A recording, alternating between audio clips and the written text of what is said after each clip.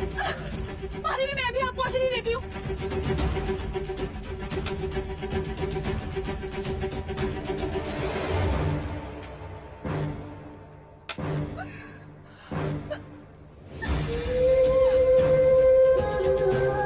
महादेवी ने तो औषधि ली ही नहीं।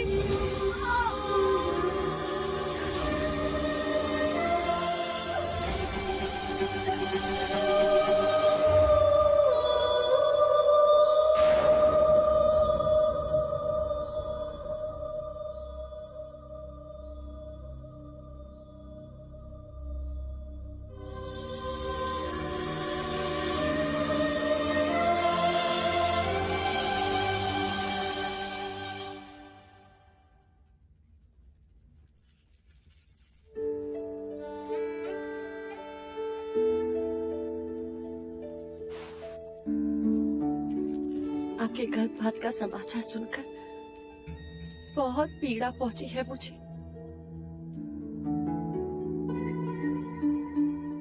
मैंने सारे प्रश्न ही मिटा दिए मंगला दीदी। अब राम कृष्ण को एक साथ एक ही में देखेंगे, बस एक ही आंखों की शकुन वाली। अंजलि रानी, आपने तो उस दिन सहज कह दिया था कि महादेवी का ध्यान अब युवराज सिद्धार्थ पर नहीं होगा। बस तब से कह रही थी कि मंगला दीदी ने मेरी आंखें खोल दी। वैद्य सुसैन ने औषधि दी थी, नहीं ली, और उसी समय उन्होंने संकल्प किया कि जब तक युवराज सिद्धार्थ अपनी शिक्षा पूर्ण नहीं कर लेते, महादेवी की अपनी कोई संतान नहीं होगी।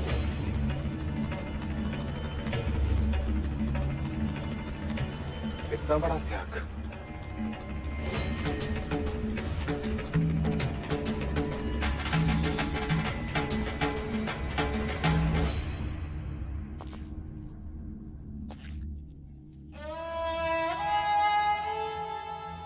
सिद्धार्थ बैरागी ना बने, उस पर दुख की छाया ना पड़े, इसके लिए मैंने क्या कुछ उपाय नहीं किए। यहां तक कि मैंने यह भी नहीं सोचा कि शाक्य कुल का इतिहास मेरे विषय में क्या कहेगा। परंतु मेरे सभी प्रयत्न पर भारी है तुम्हारा ये त्याग देवी। देव, मैंने तो पुत्र प्रेम में केवल नगर खाली करवाया देवी।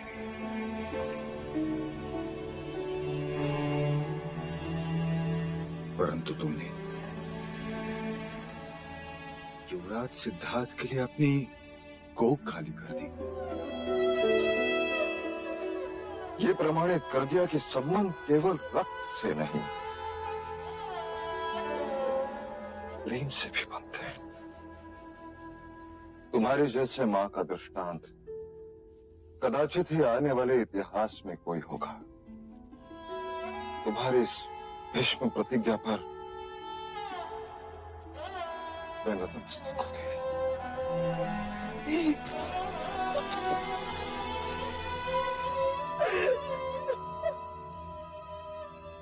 अब युवराज सिद्धार्थ के सम्राट बनने में मुझे कोई संदेह नहीं, कोई संदेह नहीं। कौशिका। जी महाराज। राजा अमितोदन को कहो कि मैं अब भी सभी गुरुजनों को मिलना चाहता हूं। जी।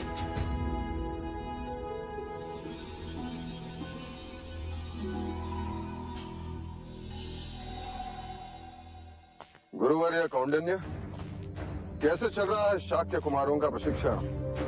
उत्तम, अति उत्तम महाराज। कुमार सिद्धार्थ को वेदों की प्रत्येक ऋचा स्पष्ट अर्थ सहित कंठस्थ है। ओम पूर्णमदः पूर्णमिदं पूर्णात् पूर्णमुदच्यते पूर्णस्य पूर्णमादाय पूर्णमेवावशिष्यते। ओम शांति शांति शांति। अप्रतिम। वेदों से संबंधित कुमार सिद्धार्थ के जटिल प्रश्न हमें सावधान रखते हैं महाराज। सत्य प्रत्यक्ष भी होता है, परोक्ष भी। ये विद्या हम नहीं समझे। दो दो सत्य। क्या तुम इसका उत्तर दे सकते हो सिद्धार्थ? ज्येष्ठा, प्रत्यक्ष सत्य वो होता है जिसका प्रमाण तुम दे सकते हो। अर्थात वर्षा हुई और नदी का जल स्तर बढ़ा। पर परोक्ष सत्य अर्थात वर्षा नहीं हुई फिर भी नदी का जल स्तर बढ़ा। ऐसे कैसे? क्योंकि पहाड़ों में वर्षा हुई और पानी नदी में बह गया और नदी का जल स्तर बढ़ गया। जिस सत्य का हम प्रमाण नहीं दे सकते वो परोक्ष सत्य है। महाराज, अश्व सवारी में भी अति निपुण है युवराज।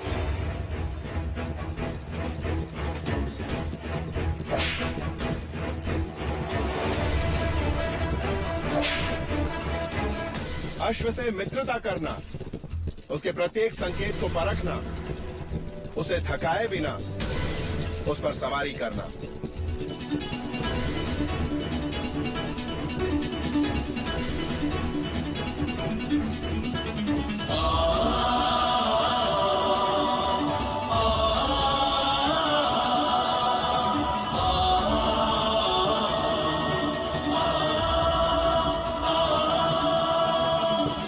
चातुर्य अद्भुत, संगीत ज्ञान अकल्पनीय, नृत्य की भाव भंगिमाओं की भी जानकारी है और शब्दों से ज्यादा आंखों से बात करते हैं युवराज।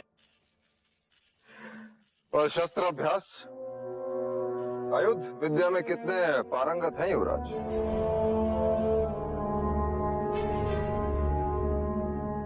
क्या हुआ अनुज? नहीं महाराज, युवराज को शस्त्र अच्छे नहीं लगते। शस्त्र अच्छे नहीं लगते? एक क्षत्रिय को शस्त्र अच्छे नहीं लगते? इसका अर्थ ये नहीं है महाराज कि युवराज को शस्त्र चलाना नहीं आता, परंतु हाँ, शस्त्रों का उपयोग करना उन्हें अच्छा नहीं लगता। हाँ महाराज, केवल यही एक दोष है युवराज में। दोष युवराज में नहीं, दोष आप में है गुरुवर्य। मैंने आपको आदेश दिया था कि युवराज को ऐसा योद्धा बनाओ इस संपूर्ण भारतवर्ष की योद्धा उसके समक्ष नतमस्तक हो। अवश्य ऐसा ही होगा महाराज। मिट्टी में छुपे लोहे से तलवार बनने में समय तो लगता ही है, पर हमें धैर्य रखना होगा।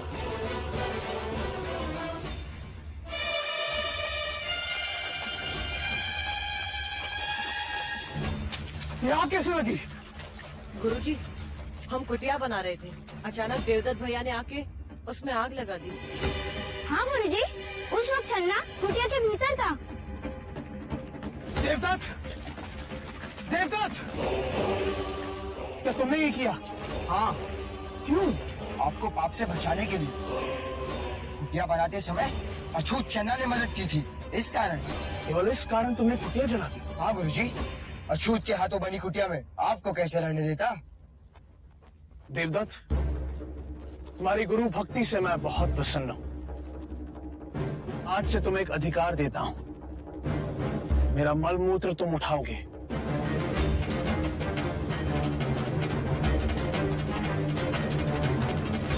आचार्य, ये क्या कह रहे हैं आप? देवदत्त, क्या मैंने ये शिक्षा दी है तुम्हें? चन्ना साथी पुत्र है, अछूत है। वारण कर्म से होता है, जन्म से नहीं देवदत्त। आचार्य कौंडिन्य, आप ब्राह्मणों के विरुद्ध बात कर रहे हैं। मैं नीति के अनुसार बोल रहा हूँ आचार्य। न ब्राह्मण श्रेष्ठ है, न क्षत्रिय, न वैश्य, न शूद्र। सभी एक ही रचना के विभिन्न भाग हैं। ब्रह्मा के शीश से ब्राह्मण पैदा हुए, तो कंधे से क्षत्रिय, उदर से वैश्य और पैरों से शूद्र। तो क्या पैर और शीश की तुलना की जा सकती है? क्या पैरों के बिना शरीर चल सकता है? सोचो, अगर ये अछूत मलमूत्र उठाना बंद कर दे तो क्या राज्य में मलिनता ना होगी? सारे ब्राह्मण, सारे क्षत्रिय रोगी हो जाएंगे। देवदत्त, अपने आप को क्षत्रिय कहने से पहले सोचो कि तुम में कितना मैल है। और आचार्य अश्वपाल, क्षमा कीजिए, विद्यार्थी के समक्ष गुरुजनों का विवाद पक्षपात का संकेत है। उनकी श्रद्धा घटती है। सिद्धार्थ कहाँ है? गुरुजी, उस तरफ जाते हुए देखा था मैंने उसे।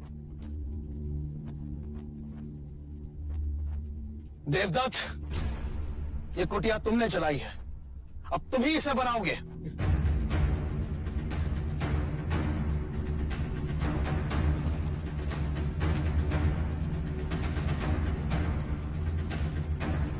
पक्षपात तो अब होगा आचार्य कौंडिन्य। देवदत्त को सिद्धार्थ से कुशल ना बनाया तो मेरा नाम आचार्य अश्वपाल नहीं।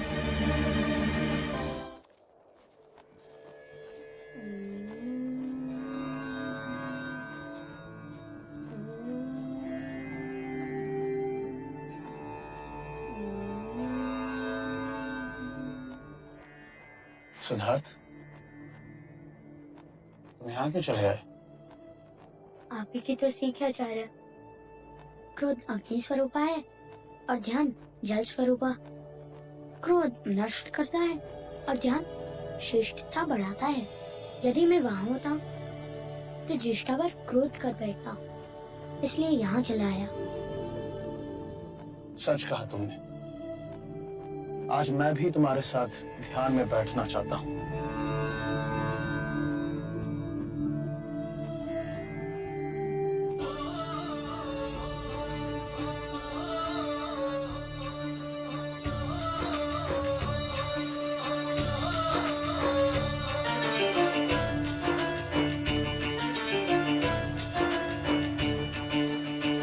शास्त्र कंठस्थ हुए और जब तप ज्ञान का चलन हुआ।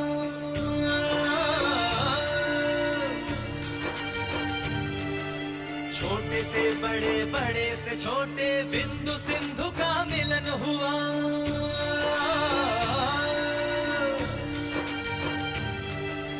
बढ़ने लगी सृष्टि की संपदा, मीन विहत सब मिलने लगे। चारों दिशाएं खिली खिली सी, जीव से जीवन बढ़ने लगे, जीव से जीवन बढ़ने लगे।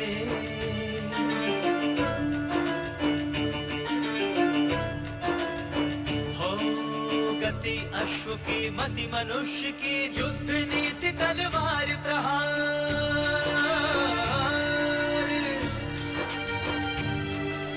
वार शब्द का ज्ञान हो गया, बन गए सुख दुख जीत हार।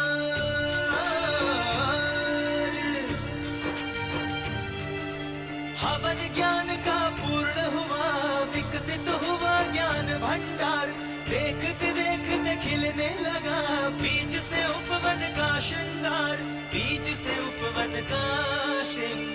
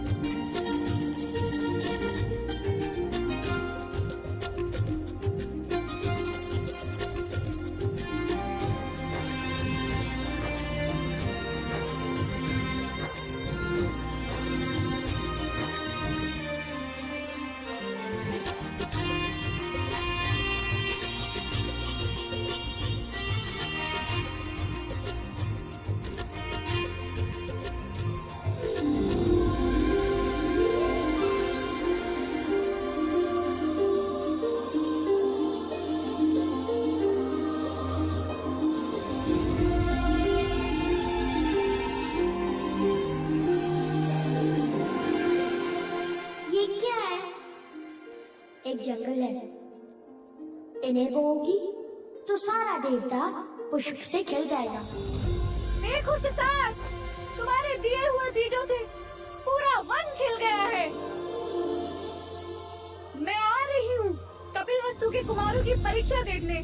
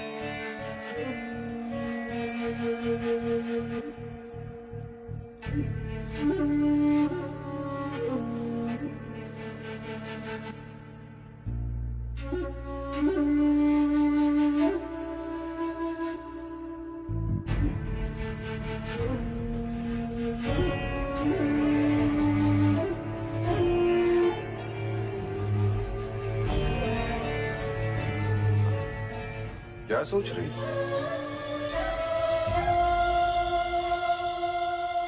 तुम्हारे हाथ कांप रहे हैं?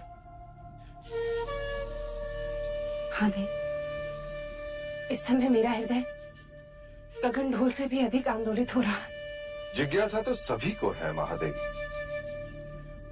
जिज्ञासा नहीं देव, भय। भय? क्यों?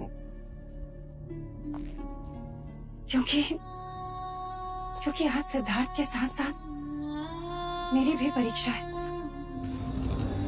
केवल तुम्हारी नहीं देवी, मेरी, गुरुजनों की, संपूर्ण शाक्य कुल की परीक्षा है।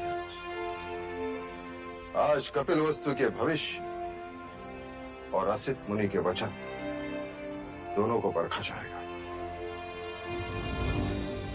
यदि आज सिद्धार्थ ने अपनी क्षत्रियता का प्रमाण नहीं दिया तो मैं अपने आप को कभी क्षमा नहीं कर पाऊंगी देव। तुम चिंता मत करो महादेवी, जो हवन निष्ठा से किया जाता है उसका फल भी अवश्य मिलता है। तुम केवल इतना सोचो कि हमने एक लोहे के टुकड़े को गुरुकुल भेजा था, अब तलवार देखने जा रही हो। चले।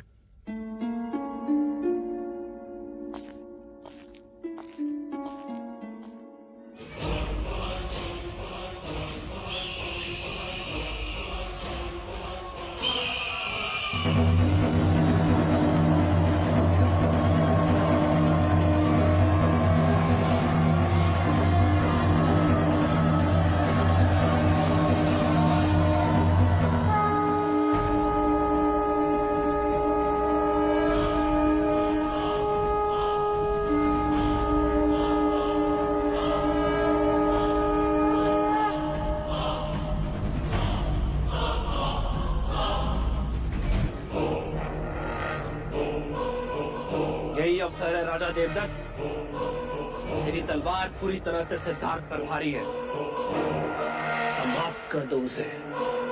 ना रहे बांस, ना बजे बांसुरी। ना रहेगा सिद्धार्थ, ना होगा उत्तराधिकारी। राजगद्दी पर अपना अधिकार सिद्ध कर दो। गुरु अश्वपाल ने कहा है, प्रथम परीक्षा तुम्हारी ही होगी सिद्धार्थ समक्ष।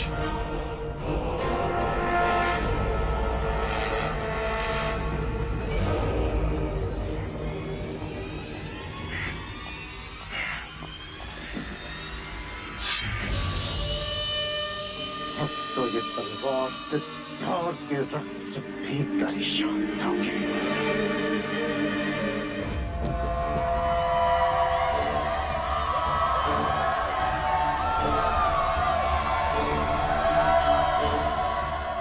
आज दो की जोड़ियों में प्रतियोगिता होगी। जो श्रेष्ठ होगा वही दूसरे प्रतियोगी के साथ युद्ध करेगा।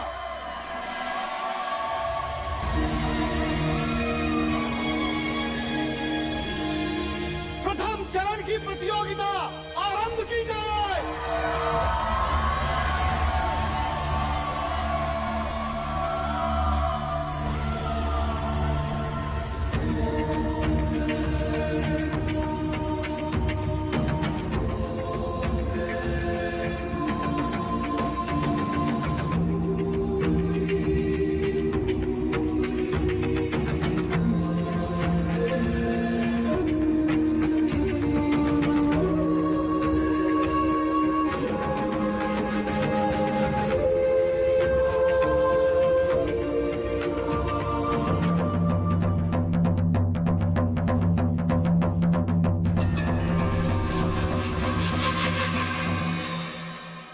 साम दाम दंड भेद मार्ग जो भी हो, परंतु सर्वश्रेष्ठ मेरा देवदत्त ही होना चाहिए।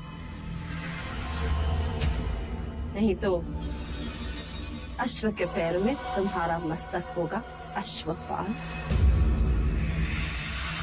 आप निश्चिंत रहे मंजली रानी, देवदत्त ही सर्वश्रेष्ठ होगा। उनकी विजय से ही तो मैं भी कौंडिन्य के सामने सर्वश्रेष्ठ बन पाऊंगा।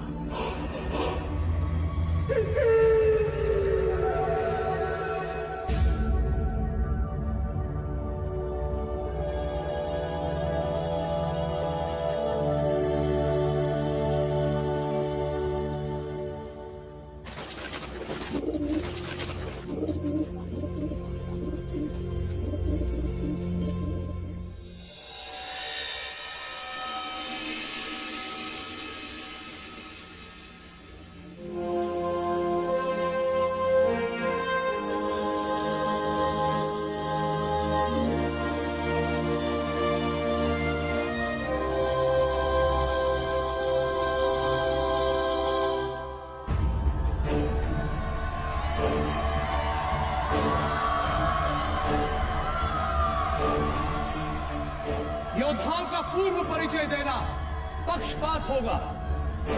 युद्ध में केवल योद्धाओं की योग्यता का परिचय है, इसलिए प्रतियोगियों के मुख नहीं दिखेंगे, दिखेगी केवल उनकी शक्ति, अभ्यास और योग्यता, उनकी चपलता और शस्त्र चलाने की प्रतिभा।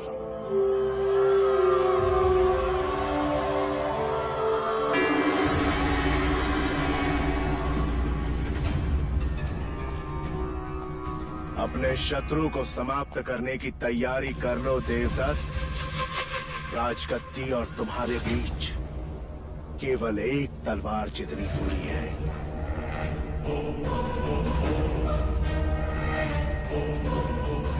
और ज्ञात रहे, युवराज जो मुखौटा पहनेंगे उसका रंग लाल है।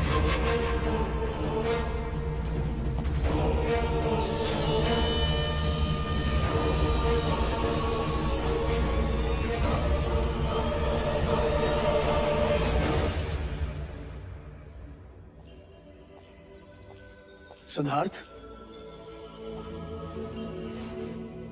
ये मुखौटा तुम्हारे लिए।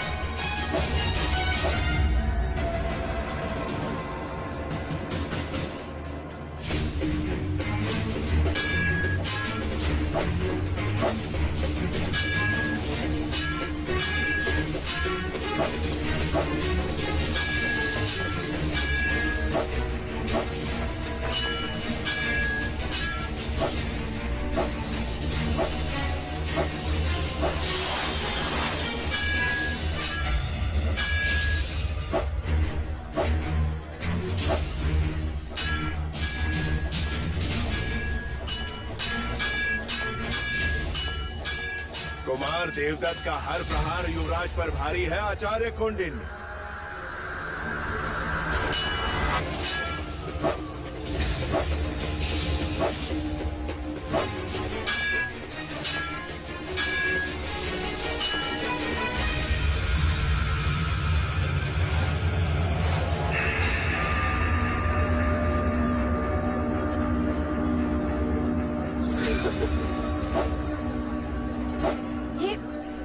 ये छल है।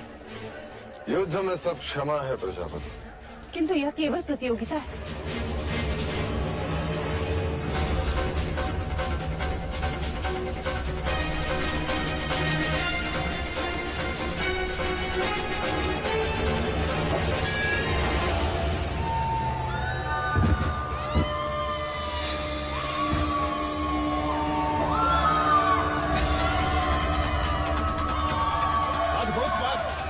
तुम्हारी स्फूर्ति अद्भुत है।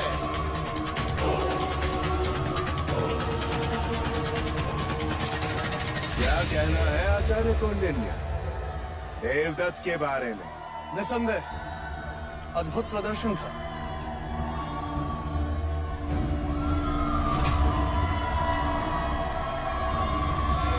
राजगद्दी और तुम्हारे बीच केवल एक तलवार जितनी दूरी है। युवराज जो मुखौटा पहनेंगे उसका रंग लाल है।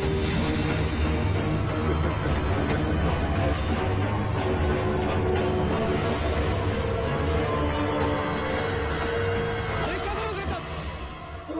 क्या करो? अपने क्रोध पर अंकुश रखो। जाओ यहाँ से।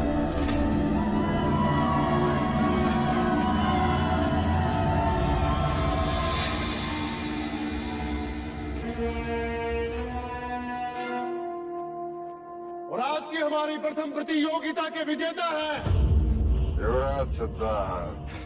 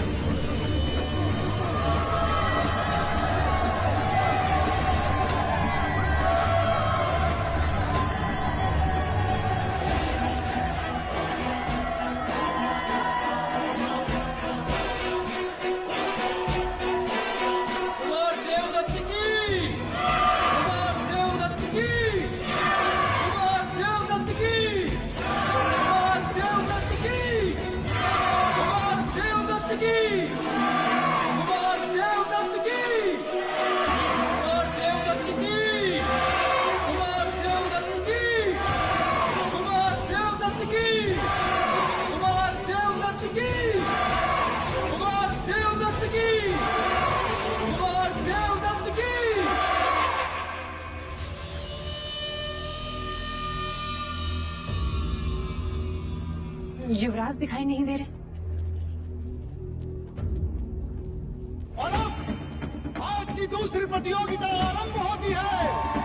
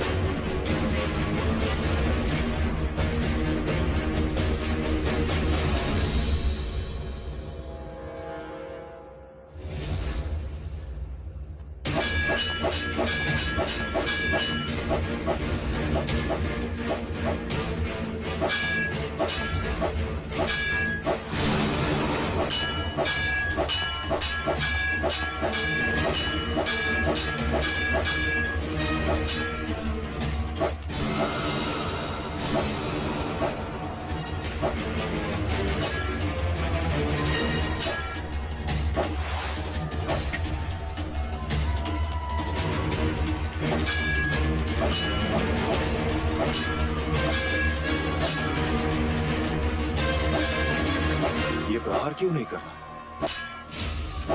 शत्रु को भगाना ये भी युद्ध की एक नीति है राजन।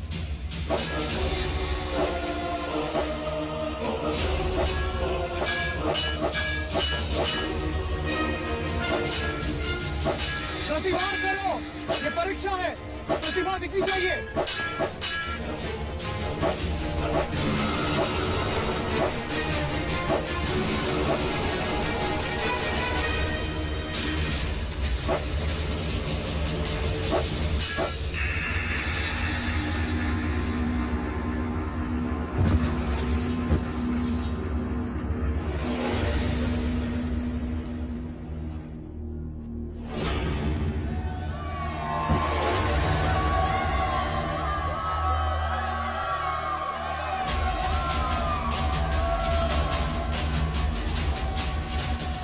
कदाचित महानाम भी जीत गए थे सर।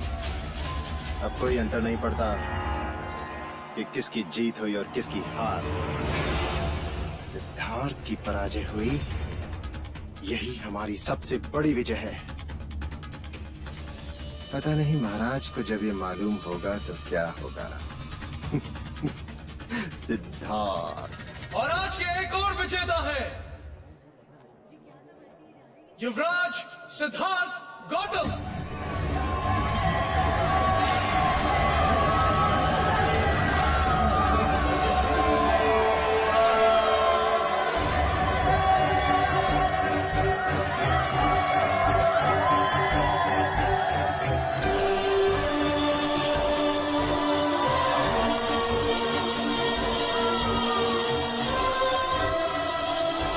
युवराज सिद्धार्थ की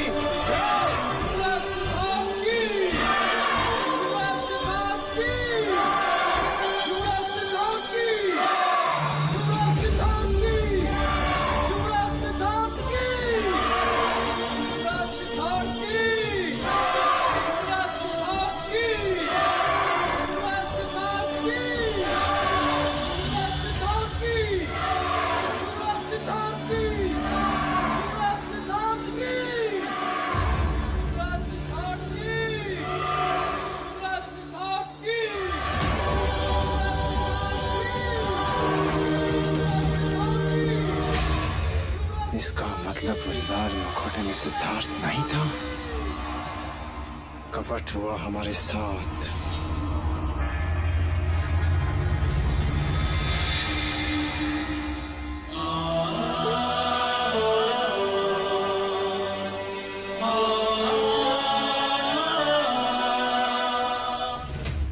आपने तो कहा था कि लाल मुखौटे में सिद्धार्थ है, तो वो बदल कैसे गया?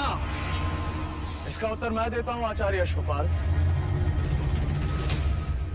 वो मुखौटा लेकर जब मैं युवराज को देने गया, सिद्धार्थ, ये मुखौटा तुम्हारे लिए। गुरुदेव, मेरे मुखौटे का बाल तो टूट गया। कोई बात नहीं, तुम सिद्धार्थ का मुखौटा ले लो। जल्दी करो, प्रतियोगिता का समय हो गया। जी गुरुदेव।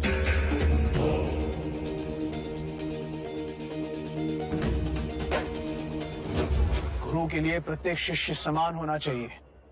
आचार्य अश्वपाल, कुमार देवदत्त के लिए आपका पक्षपात अच्छा नहीं। उस मुखौटे ने आपका मुखौटा उतार दिया है।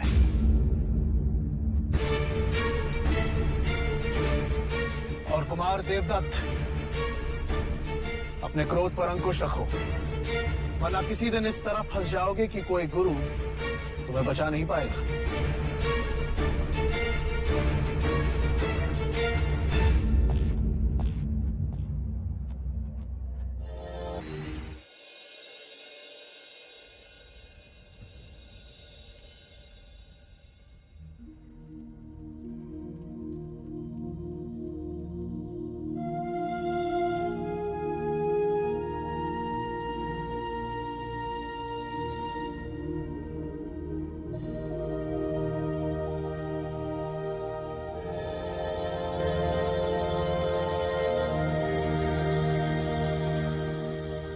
जिस तरह ग्रह से ब्रह्मांड का, हस्तरेखा से भविष्य का ज्ञान होता है, उसी तरह शरीर के इन बिंदुओं से शरीर की भीतरी परिस्थिति का संबंध होता है।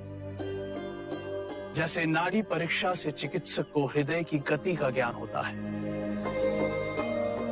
ये शरीर 10 भागों में विभाजित है। ये मध्य रेखा और दोनों ओर 5-5 विभाग। आज भी बड़े बड़े योगी चिकित्सक इस विषय पर विश्लेषण कर रहे हैं कि शरीर की पीड़ा का उत्तर स्वयं शरीर के पास ही है। हर एक अंग का प्रतिनिधित्व हाथ की हथेलियां और पैर के पंजे करते हैं। ऐसा कैसे हो सकता है? जैसे मस्तिष्क की पीड़ा को दूर करने के लिए आंखों के कोने की दोनों ओर 2 उंगली दूर दबाव देने से पीड़ा में राहत मिलती है।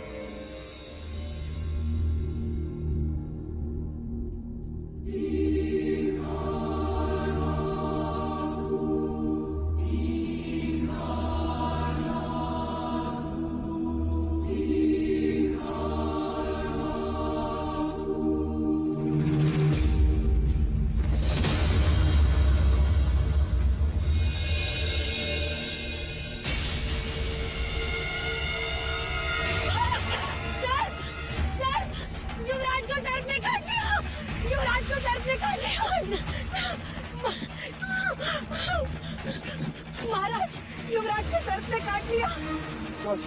युवराज को भीतर ले चलो और राजवैद्य को तुरंत बुलाओ।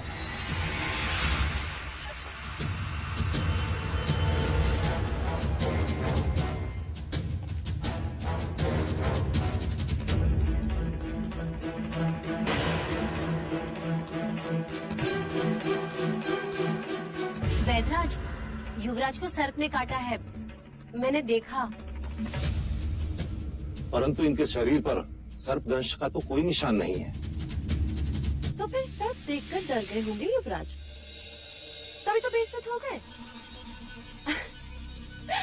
मेरे कहने का अर्थ है बड़े कोमल प्रकृति के हैं हमारे युवराज, है ना? बेसुध होने का कोई कारण नहीं है, कदाचित थकावट होगी।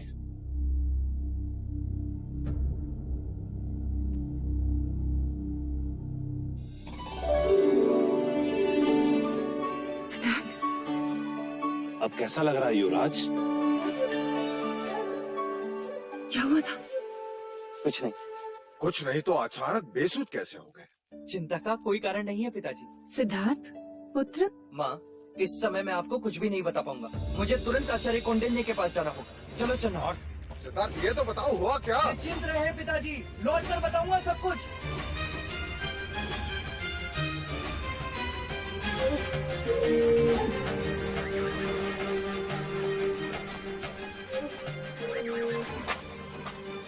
गुरुदेव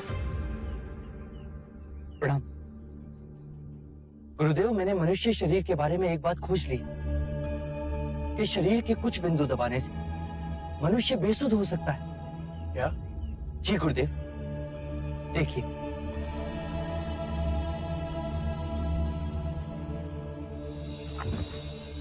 इसे क्या हुआ?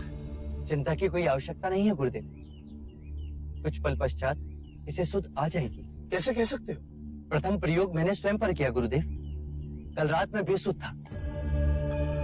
अब हमें युद्ध में शत्रुओं को मारने की आवश्यकता नहीं पड़ेगी। शरीर के बिंदु दबाने से वो बेसुध हो जाएंगे और अनिवार्य हुआ तो हम उन्हें बंदी बनाकर युद्ध जीत सकते हैं। तुम सच में करुणा मूर्ति हो सिद्धार्थ, जो युद्ध में भी अहिंसा को ढूंढ रहे।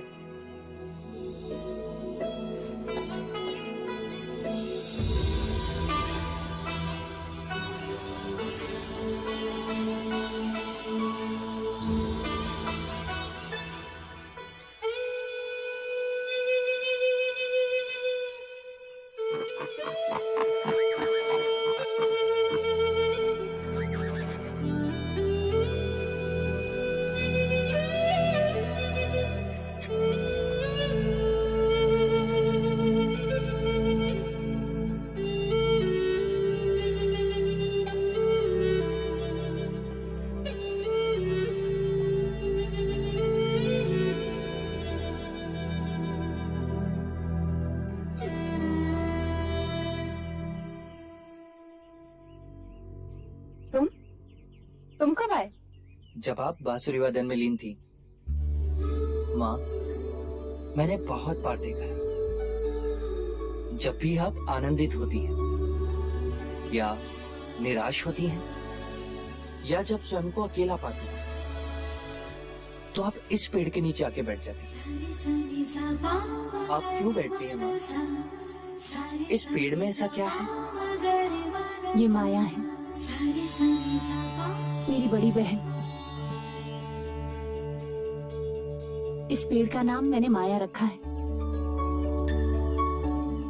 इस पेड़ के साथ मेरी बहन जुड़ी है। ये परिवार का एक सदस्य है, बड़ों की तरह हमें छाया प्रदान करता है, ये जीवन भी देता है, पक्षियों के सुर में संगीत सुनाता है, मानो हमारा ख्याल रख रहा हो। जगमग है जिससे जग सारा, सत्य कथा पुरुषार्थ कथा।